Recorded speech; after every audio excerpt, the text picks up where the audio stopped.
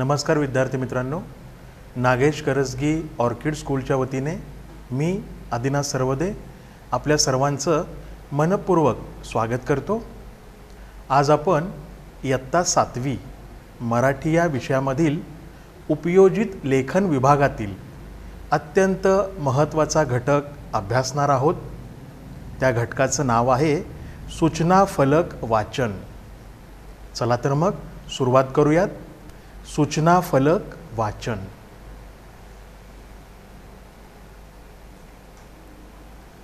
मुलांनो, एखाद्या गोष्टीची माहिती दुसऱ्यापर्यंत पोहोचवण्याचे सूचना हे एक माध्यम आहे।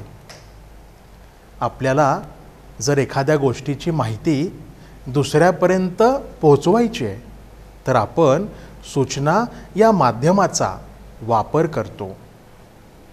आपल्या दैनंदिन व्यवहारात अनेक ठिकाणी आपल्याला सूचना द्याव्या लागतात। तसेच दुसऱ्याने दिलेल्या सूचना वाचून अर्थ समजून घ्यायचा असतो। अपेक्षित कृती योग्य तऱ्हेने होण्यासाठी दिलेल्या सूचनांचे आकलन होण्याचे कौशल्य निर्माण व्हायला हवे। बरोबर मुलांनो, आपल्या दैनंदिन जीवनात आपण अनेक विषयासंदर्भातील सूचना ऐकत असतो, वाचत असतो। तर या ठिकाणी सूचना फलकाचे काही विषय दिलेले आहेत।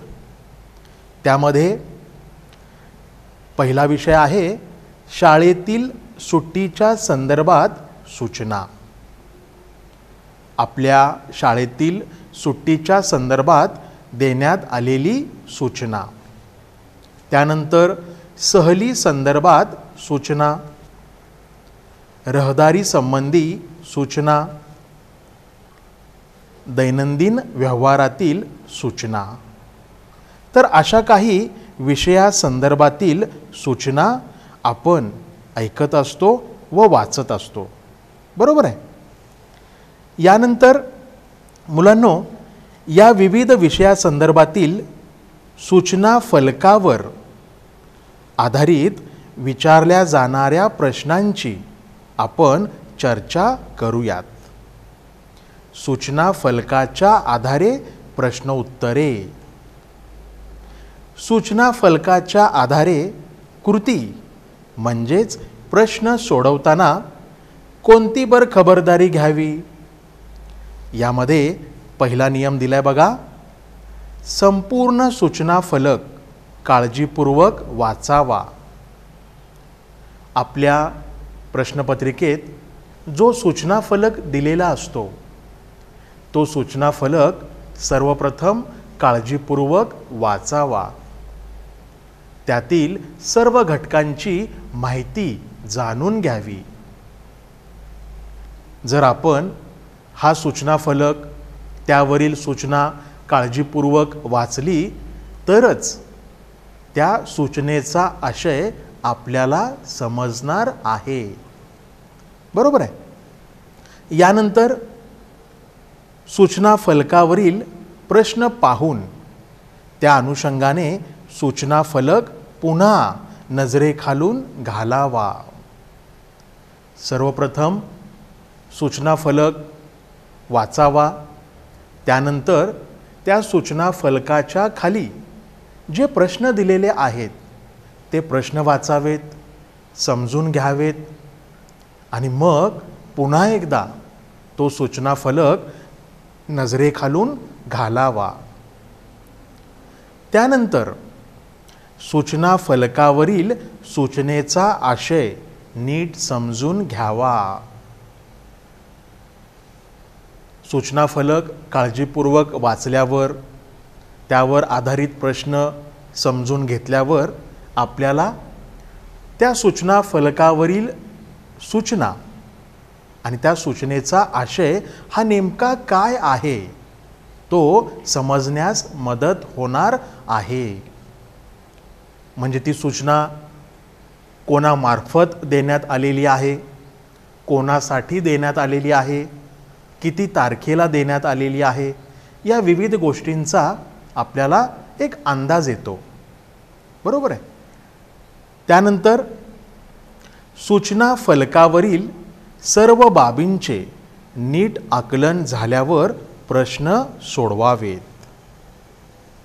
म्हणजे आपल्या सूचना फलकावर जे घटक दिलेले आहेत, ज्या बाबी दिलेल्या आहेत, त्यांचं नीट आकलन झाल्यावर प्रश्नांकडे वळायचं आहे.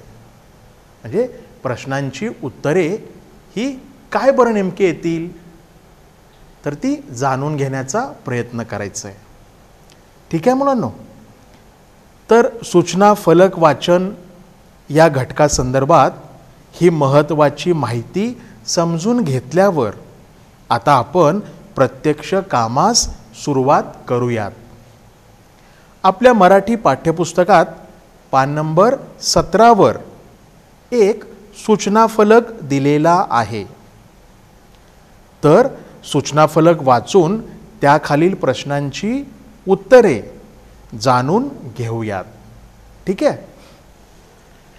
आपल्या मराठी पाठ्यपुस्तकात पान नंबर 17 एक सूचना फलक दिलेला आहे.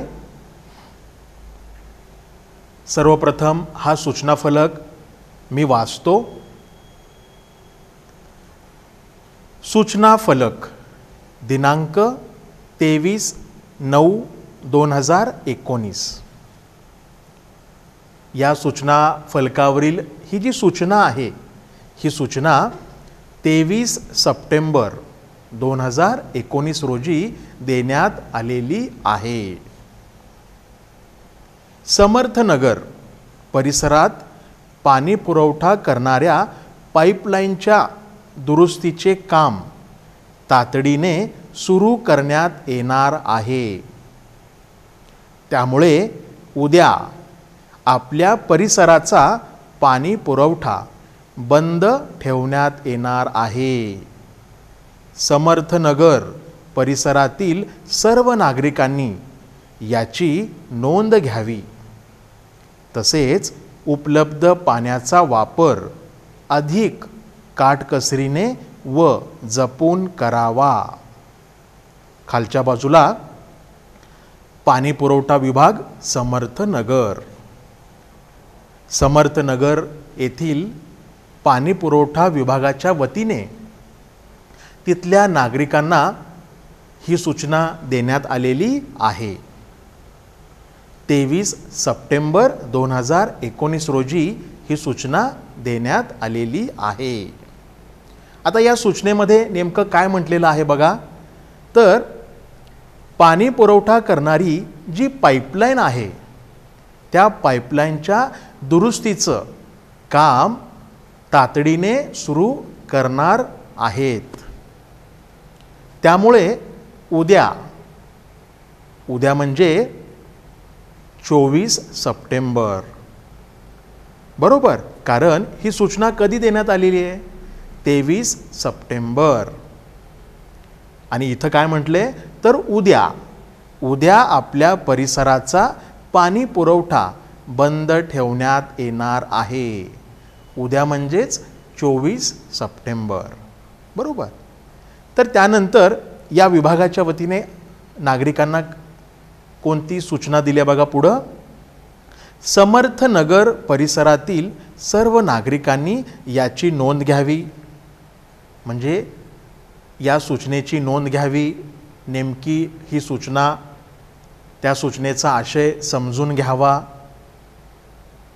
हे नागरिकांना त्यांनी या पद्धतीनं आवाहन केलेलं आहे. त्याचबरोबर पुढं एक महत्त्वाची गोष्टसुद्धा त्यांना सांगितली आहे, आणि ती म्हणजे उपलब्ध पाण्याचा वापर अधिक काटकसरीने व जपून करावा. म्हणजे एक दिवस तो पाणीपुरवठा बंद असणार आहे. मग आपल्याकडे जो उपलब्ध पाण्याचा साठा आहे, त्याचा वापर काटकसरीने व जपून करावा, असं आवाहन या सूचनेच्या माध्यमातून पाणी पुरवठा विभाग समर्थनगर यांनी केलेलं आहे। तर या पद्धतीनं हा सूचना फलक वाचायचा आहे। या सूचना फलकावरील सर्व घटक त्यांचा आशय समजून घ्यायचा आहे आणि मग या सूचना फलकाच्या खाली जे प्रश्न दिलेले आहेत त्या प्रश्नांची उत्तरे जाणून घ्यायची। बघा, या सूचना फलकाच्या खाली 4 प्रश्न दिलेले आहेत। वरील सूचना फलकाच्या आधारे खालील प्रश्नांची उत्तरे लिहा। यातील पहिला प्रश्न, ही सूचना कोणत्या तारखेला देण्यात आली आहे? त्यानंतर पाणी पुरवठा कधी बंद करण्यात येणार आहे? तिसरा प्रश्न, पाणी पुरवठा बंद का ठेवण्यात येणार आहे? आणि चौथा प्रश्न, पाण्याच्या वापराबाबत नागरिकांना कोणती सूचना देण्यात आली आहे? तर असे हे 4 प्रश्न या ठिकाणी या सूचना फलकावर आधारित विचारण्यात आलेले आहेत।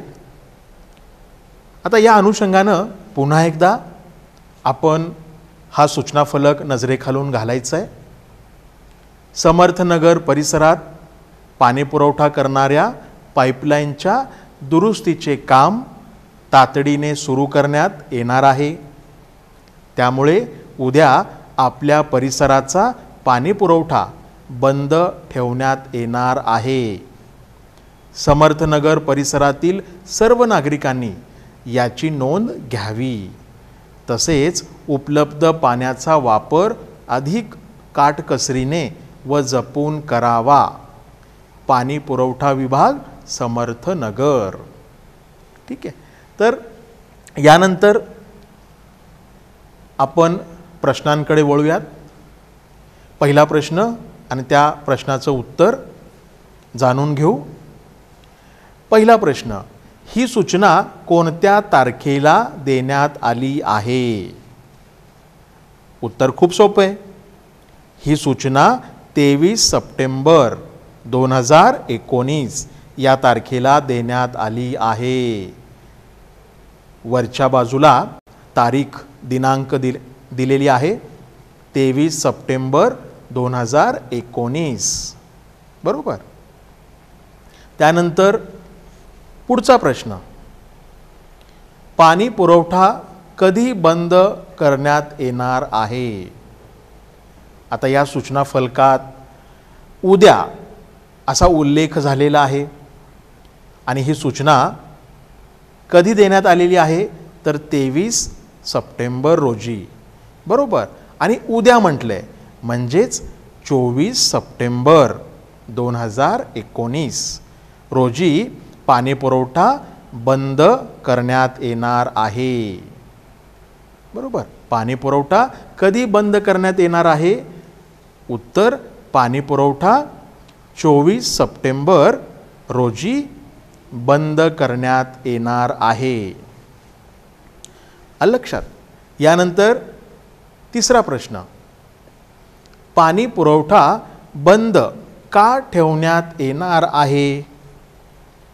याही प्रश्नाचं उत्तर खूप सोपं आहे।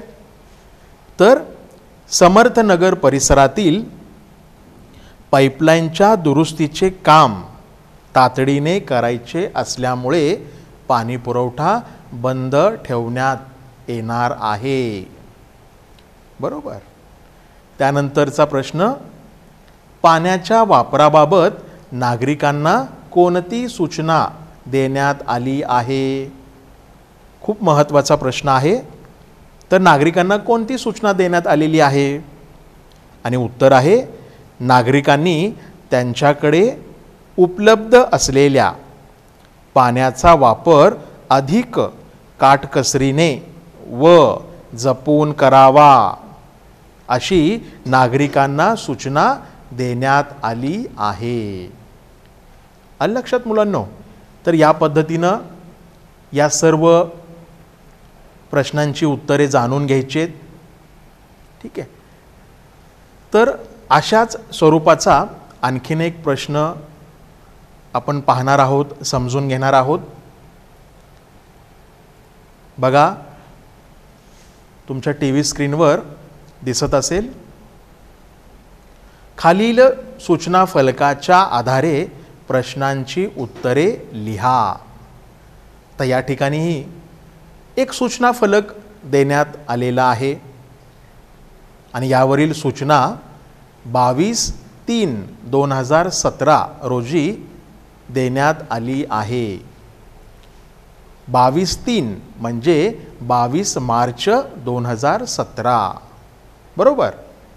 आता या सूचना फलकातील ही नेमकी सूचना कोणी दिली आहे आणि कोणाला दिलेली आहे?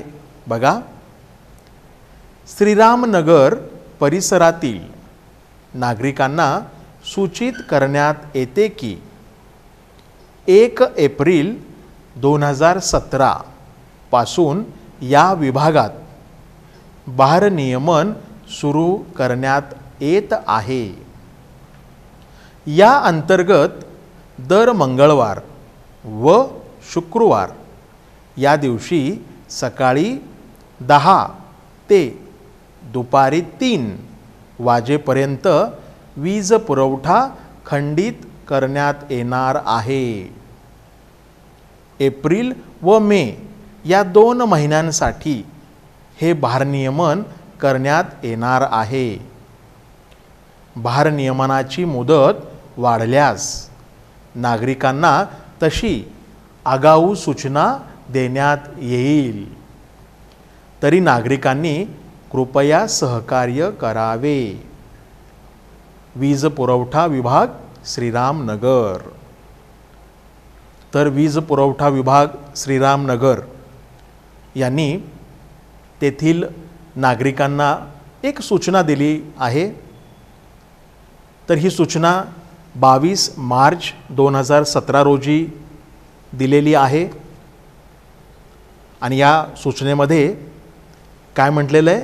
तर 1 एप्रिल 2017 पासून या विभागात म्हणजे श्रीरामनगर या विभागात, या परिसरात भारनियमन सुरू करण्यात येत आहे.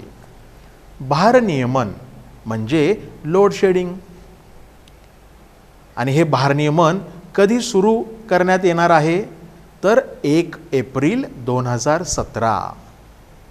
आणि मुलांनो, ही सूचना तेथील नागरिकांना 22 मार्च रोजी दिलेली आहे. म्हणजे साधारण 8 दिवस अगोदर तिथल्या नागरिकांना सूचित करण्यात आलेलं आहे, म्हणजे कळवण्यात आलेलं आहे. तर 1 एप्रिल 2017 पासून या विभागात भारनियमन सुरू करण्यात येत आहे आणि या अंतर्गत दर मंगळवारी व शुक्रवारी या 2 दिवशी सकाळी 10 ते दुपारी 3 वाजेपर्यंत वीज पुरवठा खंडित करण्यात येणार आहे. म्हणजे साधारण 5 तास लाईट असणार नाही. आठवड्यातले 2 दिवस मंगळवार आणि शुक्रवार या 2 दिवशी सकाळी 10 ते दुपारी 3 वाजेपर्यंत वीज पुरवठा हा खंडित म्हणजे बंद करण्यात येणार आहे. बरोबर. एप्रिल व मे या 2 महिन्यांसाठी हे भारनियमन करण्यात येणार आहे. म्हणजे एप्रिल महिना आणि मे महिना अशा 2 महिन्यांसाठी हे भारनियमन लोड शेडिंग असणार आहे. कारण विजेचा वापर, विजेची मागणी या महिन्यांमध्ये खूप वाढलेली असते. त्यामुळं नाईलाजाने हे भारनियमन करावं लागतं. बरोबर. भारनियमनाची मुदत वाढल्यास नागरिकांना तशी आगाऊ सूचना देण्यात येईल. जर हे भारनियमन आणखीन काही महिन्यांसाठी, दिवसांसाठी जर वाढलं तर तशी सूचना, आगाऊ सूचना तिथल्या नागरिकांना देण्यात येईल असं त्या वीज पुरवठा विभागाकडून सांगण्यात आलेलं आहे. तरी नागरिकांनी कृपया सहकार्य करावे. तर अशा आशयाची ही एक सूचना या ठिकाणी देण्यात आलेली आहे. तर आशा आहे की या सूचना फलकावरील ही सूचना तुम्हाला छान समजली असेल. आता या सूचना फलकाच्या खाली काही प्रश्न दिलेत बघा. पहिला प्रश्न, भारनियमन कोठे लागू करण्यात आले आहे? दुसरा प्रश्न, भारनियमन कोणत्या दिनांकापासून होणार आहे? तिसरा प्रश्न, भारनियमनाचे दिवस कोणते आहेत? चौथा प्रश्न, भारनियमनाची वेळ कोणती? त्यानंतर नागरिकांना कोणती आगाऊ सूचना देण्यात येणार आहे? भारनियमन कोणते 2 महिने लागू होणार आहे? तर असे एकूण 6 प्रश्न विचारण्यात आलेले आहेत. आता या प्रश्नांच्या अनुषंगाने सूचना फलक पुन्हा एकदा नजरेखालून घालायचा आहे. बघा, 22/3/2017 म्हणजेच 22 मार्च 2017 रोजी ही सूचना देण्यात आलेली आहे, प्रसिद्ध झालेली आहे. श्रीरामनगर परिसरातील नागरिकांना सूचित करण्यात येते की 1 एप्रिल 2017 पासून या विभागात भारनियमन सुरू करण्यात येत आहे. या अंतर्गत दर मंगळवार व शुक्रवार या दिवशी सकाळी 10 ते दुपारी 3 वाजेपर्यंत वीज पुरवठा खंडित करण्यात येणार आहे. एप्रिल व मे या 2 महिन्यांसाठी हे भारनियमन करण्यात येणार आहे.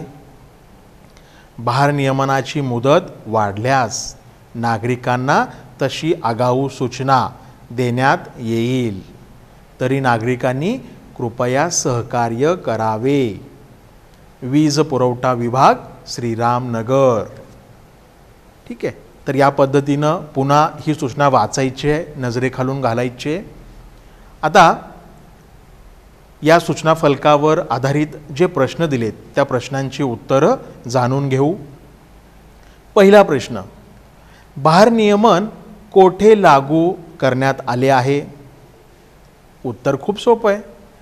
भारनियमन श्रीरामनगर परिसरात लागू करण्यात आले आहे. बरोबर. भारनियमन श्रीरामनगर परिसरात लागू करण्यात आले आहे. दुसरा प्रश्न, भारनियमन कोणत्या दिनांकापासून होणार आहे? उत्तर, भारनियमन 1 एप्रिल 2017 पासून सुरू होणार आहे. मुलांनो, ही सूचना 22 मार्च रोजी देण्यात आलेली आहे. म्हणजे साधारण 8 दिवस अगोदर तिथल्या नागरिकांना सूचित करण्यात आलेलं आहे. बरोबर. तर या प्रश्नाचं उत्तर आहे भारनियमन 1 एप्रिल 2017 पासून सुरू होणार आहे. तिसरा प्रश्न, भारनियमनाचे दिवस कोणते आहेत? उत्तर, भारनियमनाचे दिवस मंगळवार व शुक्रवार आहेत. या 2 दिवशी हे भारनियमन होणार आहे. ठीक आहे. त्यानंतर चौथा प्रश्न, भारनियमनाची वेळ कोणती? आणि उत्तर आहे भारनियमनाची वेळ ही दोन्ही दिवशी सकाळी 10 ते दुपारी 3 वाजेपर्यंत आहे. बरोबर. भारनियमनाची वेळ कोणती? उत्तर आहे भारनियमनाची वेळ दोन्ही दिवशी सकाळी 10 ते दुपारी 3 वाजेपर्यंत आहे. पुढचा प्रश्न, नागरिकांना कोणती आगाऊ सूचना देण्यात येणार आहे? नागरिकांना कोणती आगाऊ सूचना देण्यात येणार आहे? आणि उत्तर आहे भारनियमनाची मुदत वाढल्यास तशी आगाऊ सूचना नागरिकांना देण्यात येणार आहे.